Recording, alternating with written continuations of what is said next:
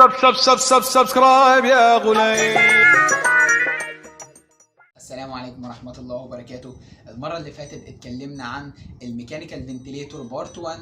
ان شاء الله النهاردة هنتكلم عن الميكانيكال فنتيليتور بارت 2.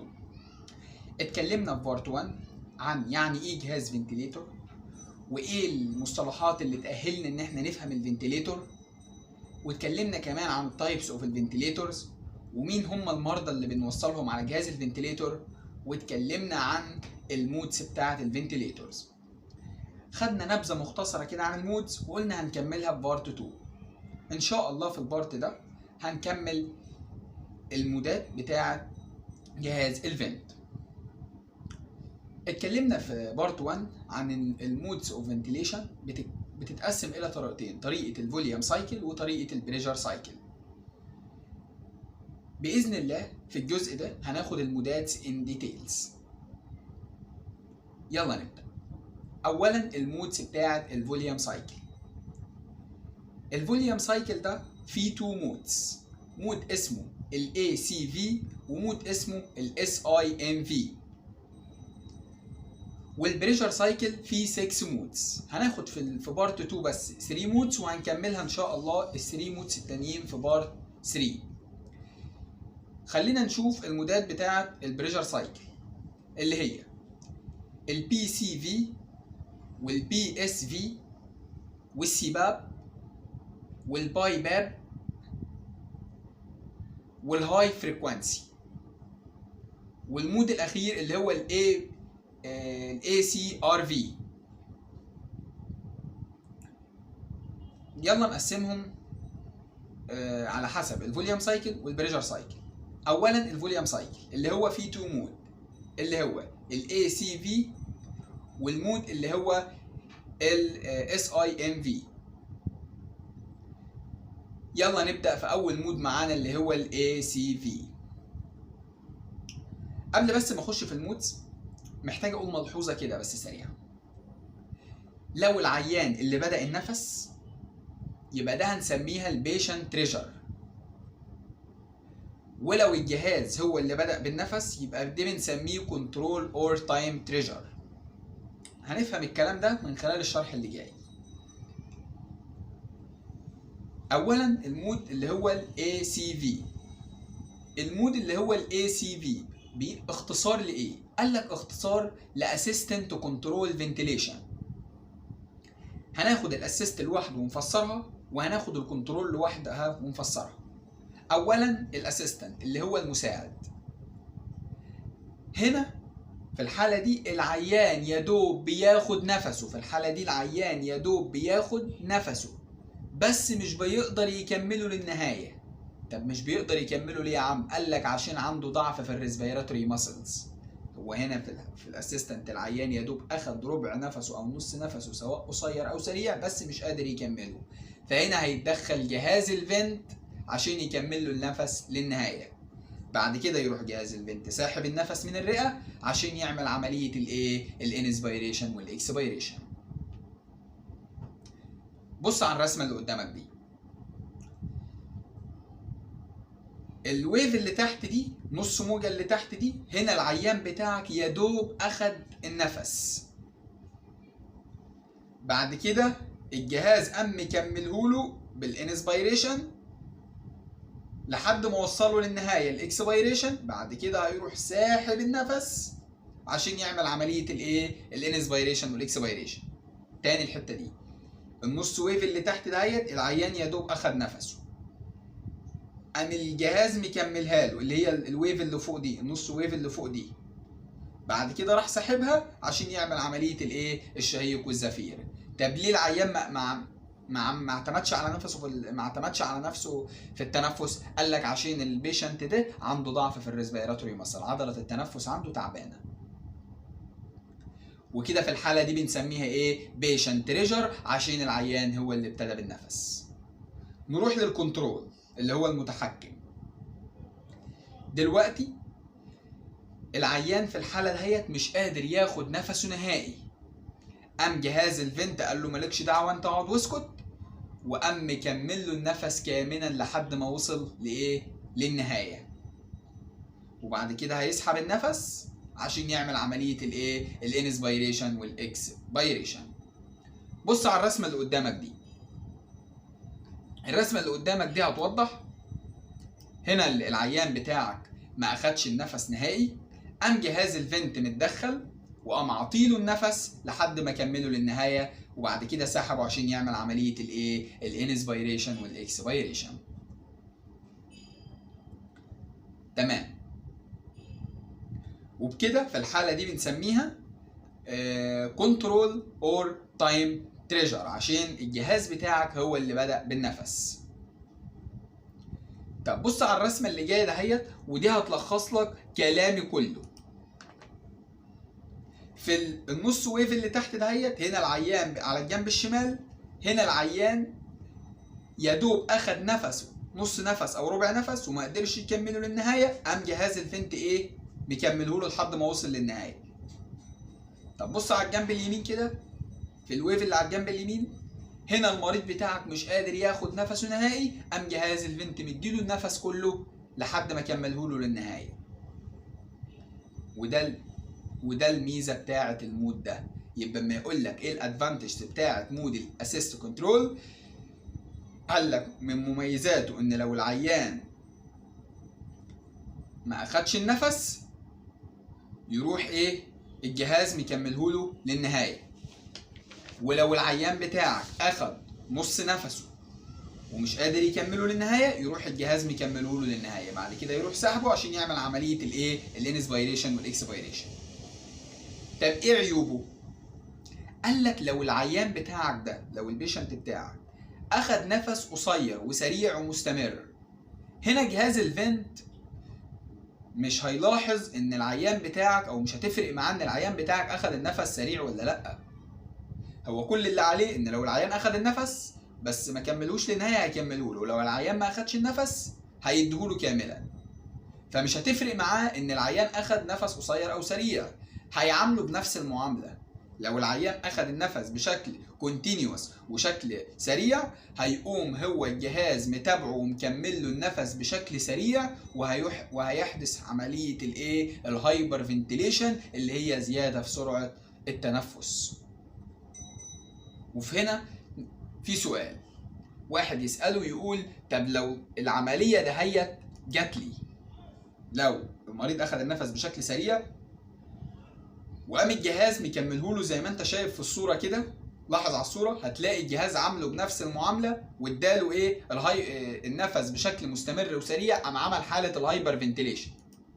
طب بص على الصوره الثانيه كده اللي هي رابيد بيشنت تريجر ACV، هنا المريض اخد النفس بس بشكل قصير وسريع، قام الجهاز عامله بنفس المعامله واداله ايه النفس بشكل ايه مستمر وسريع، وحدثت حاله الهايبر فنتيليشن. تمام.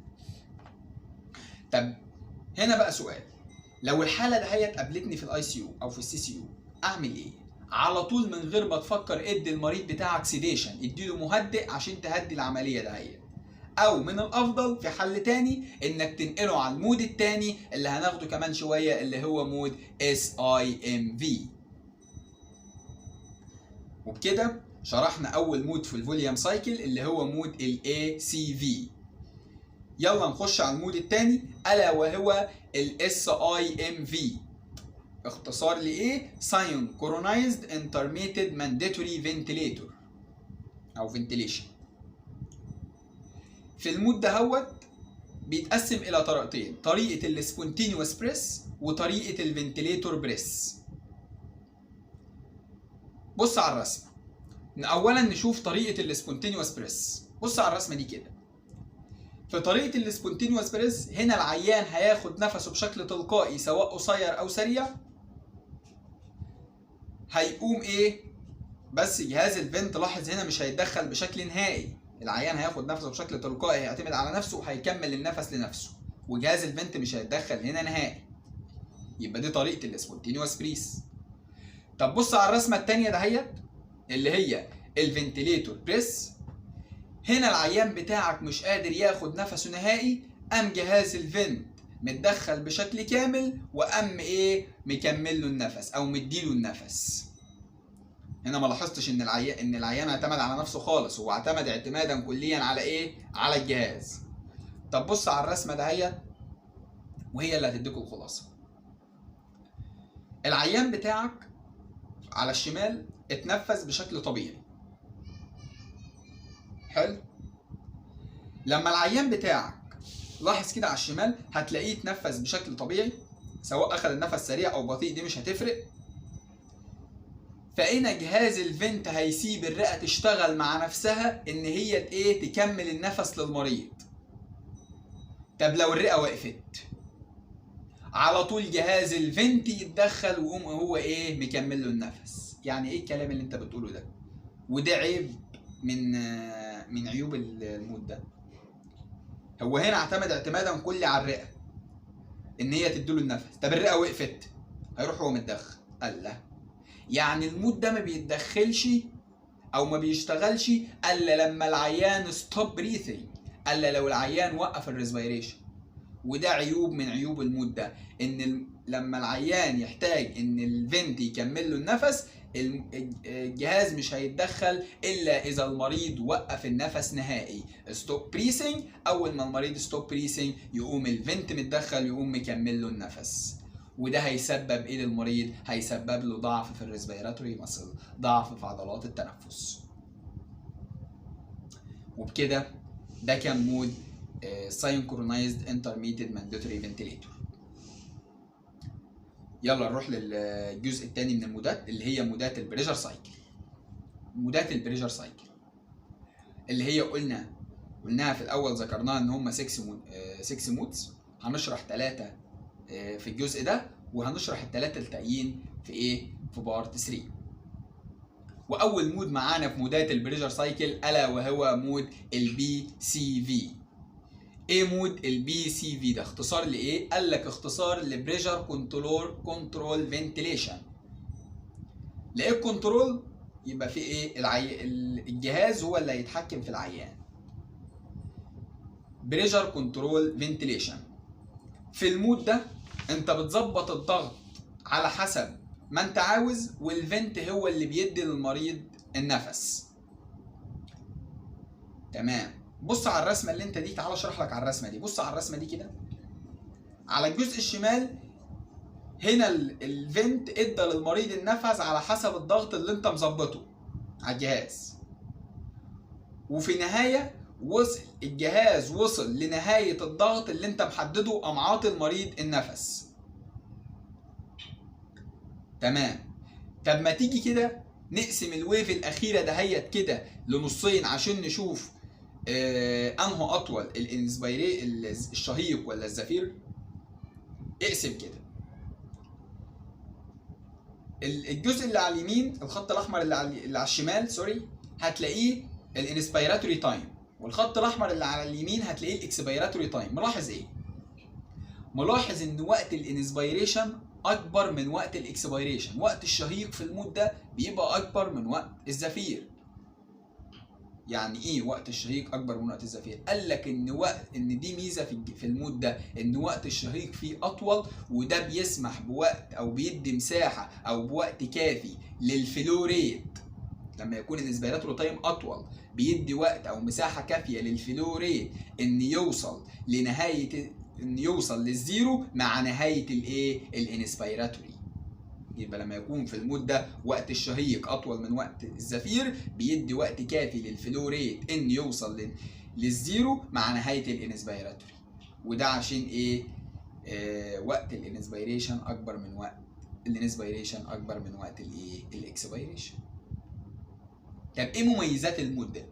قال لك من مميزات المود ده انه بيتحكم في الالفيولاي بريشر. طب لما بيتحكم في الالفيولاي بريشر يبقى هيمنع الحدوث اللانج انجري. تاني حاجه بيحسس العيان بالراحه، وده لانه ايه؟ عشان وقت الانسبيريشن اكبر من وقت الايه؟ الاكسبيريشن.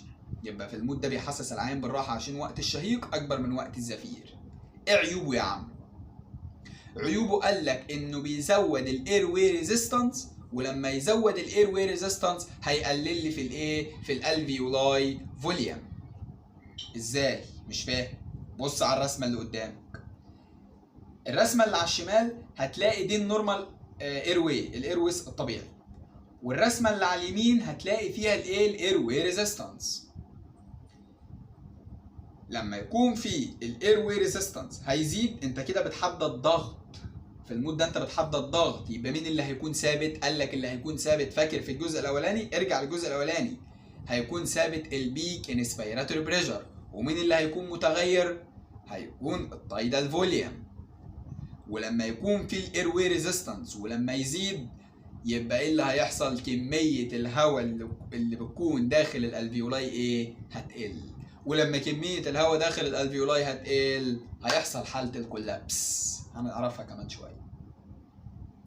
وده كان مود اللي هو البي سي في، اللي هو البريشر كنترول فنتيليشن. نخش على المود الثاني اللي هو مود البي اس في. المود البي اس في ده اللي هو اختصار لايه؟ قال لك بريشر سبورت فنتيليشن. في المود ده المريض بيبقى عنده صعوبه في الانسبيريشن، ولما يكون عنده صعوبه في الانسبيريشن يقوم جهاز الفنت متدخل تحت ضغط معين ويقوم مديله الهواء والاكسجين. وبما ان او بمجرد ان جهاز الفنت ينهي عمليه التنفس، يقوم ايه؟ يوقف الضغط اللي انت محدده. حلو. في المود ده بيدلع العيان. ازاي بيدلعه؟ قال لك بيوقف التنفس على حسب راحه المريض. بتنهي عمليه التنفس، المود ده الفنت فيه بينهي عمليه التنفس في اي وقت المريض عاوزه. اذا بيحسن عمليه الفنتيليشن وبيحسن عمليه الاكسجينيشن، بيقلل المجهود، بيحسس العيان بالراحه. العيان فيه بيحدد التايدال فوليوم والايه والريسبيراتوري ريت. يبقى مميزات الجهاز ده او سوري مميزات المود ده، اول حاجه بيحسس العيان بالراحه، بيقلل المجهود، العيان فيه بيتحكم في الريسبيراتوري ريت والتايدال فوليوم. طب من عيوبه ايه؟ قال لك من عيوب المود ده، من عيوبه ان المريض بتاعك لازما هو اللي يبدأ بالتنفس. بص على الصورة هنا، المريض بتاعك هو اللي ابتدى بالتنفس، قام الجهاز ايه؟ مكمل له النفس. طب لو المريض بتاعك ما اداش نفس خالص، عمر ما الجهاز هيستجيب له في المود ده، عمره. هنا لازم المريض اهو، لاحظ في الرسمه ادى النفس، هو اللي ابتدى بالنفس، قام الجهاز ايه؟ مكمل له النفس للنهايه. يبقى لازم استخدمه مع مريض يكون هو اللي هيبتدي بالتنفس وليس الفنت. تمام.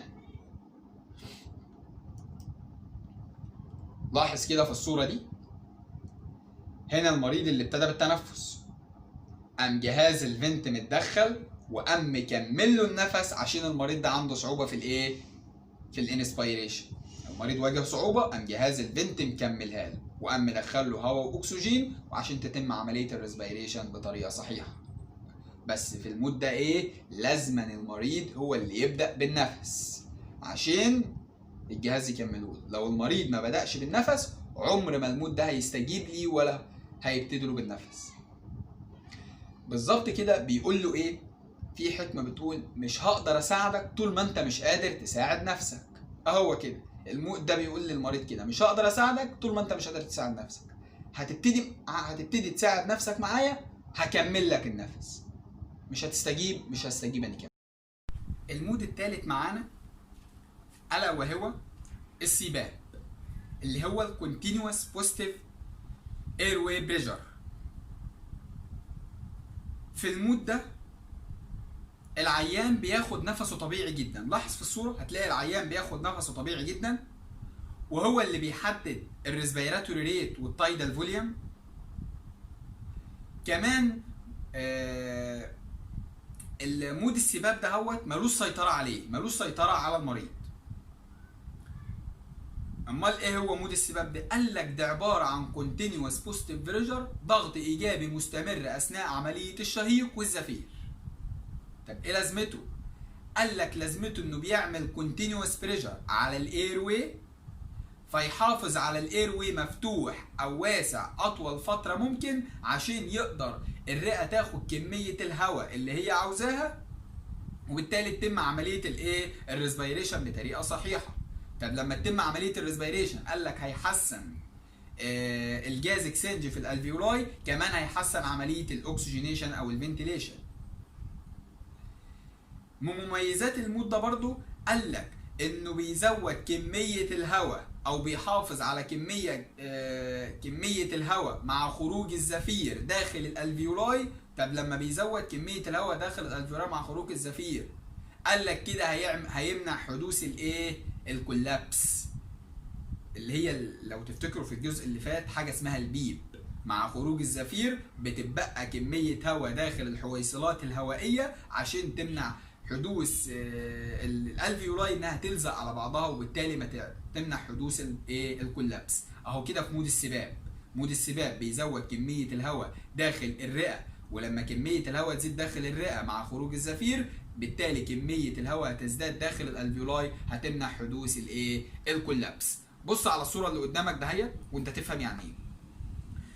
في الصوره اللي على ايدك الشمال هتلاقي دي النورمال الفيولاي، واللي على اليمين هتلاقي دهيت الايه الكولابسد الفيولاي، اللي هي الحويصلات الهوائيه كميه الهواء مع خروج الزفير كانت قليله فانكمشت على بعضها. تمام. مود السباب ده يا عم بيتوصل على المريض ازاي؟ قال لك بيتوصل على المريض بطريقتين، طريقه الانفيزيف وطريقه النون انفيزيف. طريقه الانفيزيف دي اللي هي قلنا في الجزء اللي فات اللي هي الاندوتراكيال تيوب والتراكيستومي، والنون انفيزيف اللي هي الفيس ماسك. بس عايز اقول لك على حاجه هنا، لو هتوصل المريض على سباب على طول والمريض ده هو مش متيب او مش مركب تراكيستومي، وعلى طول وصله بطريقه النون انفيزيف اللي هي الفيس ماسك عشان ما تعرضش العيان بتاعك للانفكشن. طب لو هتوصل بطريقه الانفيزيف اوريدي كده العيان مركب يا اما تراكيستومي يا اما اندوتراكيال تيوب، والعيان هيكون متظبط على مود عالي زي مود مثلا الاسيستنت كنترول. انت مجرد بس انك هتعمل ايه؟ هتغير المود لمود الايه السباب. مود السباب ده يا شباب قيمته بتبقى من 5 ل 10. مين هم بقى الحالات اللي بنوصلهم على مود السباب؟ واحد، حالات السي او بي دي كورونيك اوبستراكتيف بالمونري ديسيز، اللي هي الكورونيك برونكايتس والانفيزيما، اللي بيبقى عندهم ضيق في مجرى الهواء زي الصوره اللي قدامك ده، مجرى الهواء بتاعهم بيبقى ضيق. الحالات كمان اللي بتتوصل بمود السباب دي حالات الاوبستراكتيف سليب ابينيا، اللي بيبقى عندهم انقطاع التنفس لفتره مثلا من 15 ل 20 ثانيه اثناء النوم، اللي هي حدوث حاله الابينيا اللي بيحصل سيشن اوف ريسبيريشن ديورنج السليبنج. اول ما المريض ينام اثناء الليل كده بيحصل توقف في التنفس مفاجئ من 15 ل 20 ثانيه، فدي بالتالي لازم يتحطوا على جهاز فنت ومود سباب. في نهايه المود ده عايز اقول ملحوظه في غايه الضروره، اوعى منعا باتا يكون معاك مريض على جهاز فنت ومتوصل بمود سباب وتديله سيديشن. لو معاك مريض على مود سباب اوعى تدي سيديشن، ما تديش مهدئ خالص للمريض ده. ودي كانت نهاية الحلقة بتاعتنا. ان شاء الله في بارت 3 هنكمل بقية المودات وهنشرح الالارم اوف الفنتليتور. انتظروني ان شاء الله في الجزء الثالث، والسلام عليكم.